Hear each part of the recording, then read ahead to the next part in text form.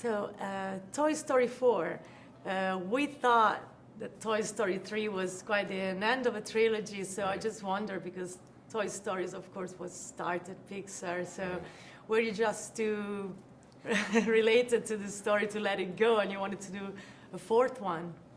Well, I think the trilogy did end. It seems like it ends, but like everything here, if a good story comes up, a good idea, it moves forward. And you were mentioning earlier about, Andrew, and there's the first three, which are kind of the Bonnie years, and about the first three are Andy's years. Sorry, I got that right. I don't remember that. The first three are Andy's years, and then you've got the next few, which could be Bonnie's. And so it was about, and a lot of the movies about transitions. So having left Andy and now being in Bonnie's world, what that means to Woody. And so, when we're 3, our kids are growing up, and that was a big emotional thing, and that phase is over, and now Woody's transitioning into his new role. Well, it's like our kids went to college when Andy went to college, and now what happened to us? We're now an empty nest, and that's how Woody feels.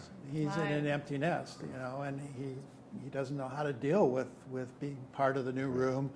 Dolly's the new head of that room. He's just another toy in the room, and he's actually been put in the closet, and so it's a very emotional low for him, and that's what you want in a movie. That's movie making, right? Is the ups and downs of characters and character arcs and whatever. So it felt like a good, story to tell. And then there was what happened to Bo. Yeah, she was in 1, 2, but not in 3 at all. What happened to her? Where did she go? What happened? And so then that was sort of a nugget, and then to try to find a way to connect them in 4 here, and so that's. But you both were here since the beginning, right? Yeah. And you were before at the presentation briefly mentioning the moment when you were pitching the story first time with this demo. And I would love you to articulate that a bit better, because you said you were terrified once they accepted the pitch. So we went down to Disney, and we had this maybe 20, 30-second little snippet. It was a ventriloquist dummy that looked sort of like Woody, and a space guy that sort of looked like Buzz. We called him Lunar Larry, though. I don't know where that name came from, but he was Lunar Larry because Woody says that in the dialogue of the test. Anyways, real short test, and then just a pitch to the Disney execs to do a feature, something that was our goal, from the beginning of Pixar, right.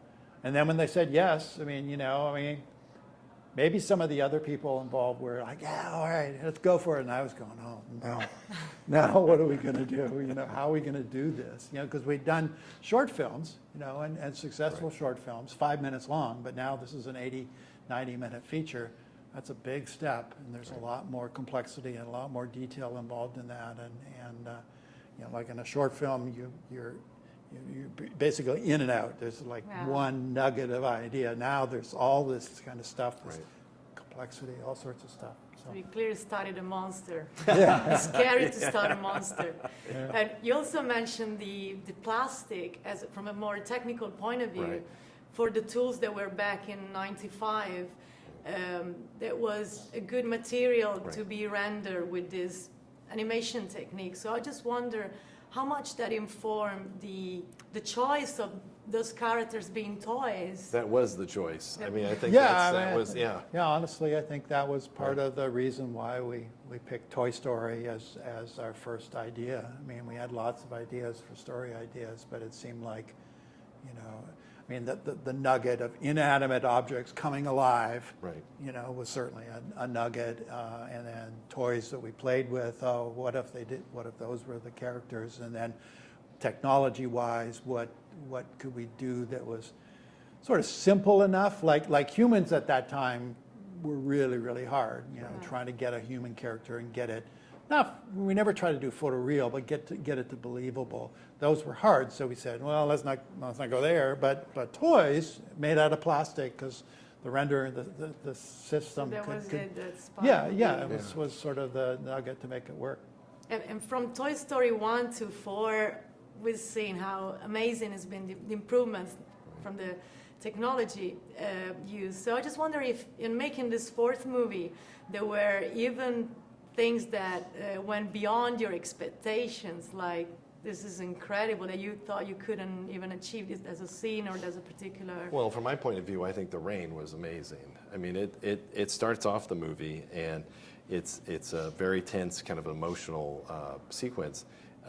But when we were watching it come out of the simulation as we were working on it, it was mind-blowing. I mean, I could not imagine that we were going to get that sort of richness, particularly with the lighting, and also still have a lot of flexibility storytelling-wise, the controls, making the splashes bigger and some of the way the water and the leaves were moving. So that was pretty amazing, I got to say. But still trying to keep in a kind of a stylized, kind of theatrical part. And it really does, when you're with Woody on the driveway and the car is going away, that hits you. So it did the job, right? Mm-hmm.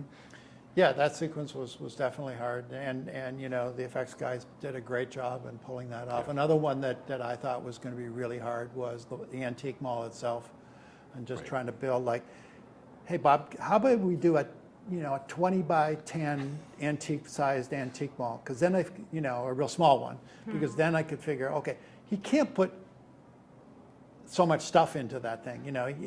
It's limited in terms of what he did. What does he do? How big was that mall? 500 by 1,000 or something. It was huge. It's the enormous. size of it's like 5 football fields, it's like and soccer fields. Well, not it's like that a big but- box store in Yeah, a sense. like- It's really big. And what was fun is that when you go through these things, particularly as a toy at that scale, you want to be lost in it.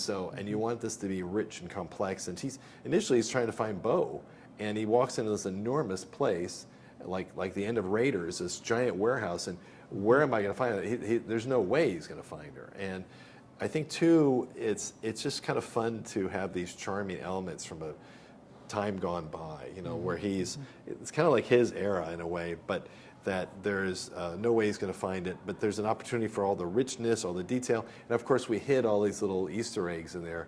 We needed more models to put on shelves, more objects, so we grabbed it from Nemo and other movies. So we've got all these little hidden It must secret. be fun too. Oh, it's so much fun. It was. I don't know if it was fun technically. It was really hard. It was incredibly hard to do that sequence, that everything in the mall.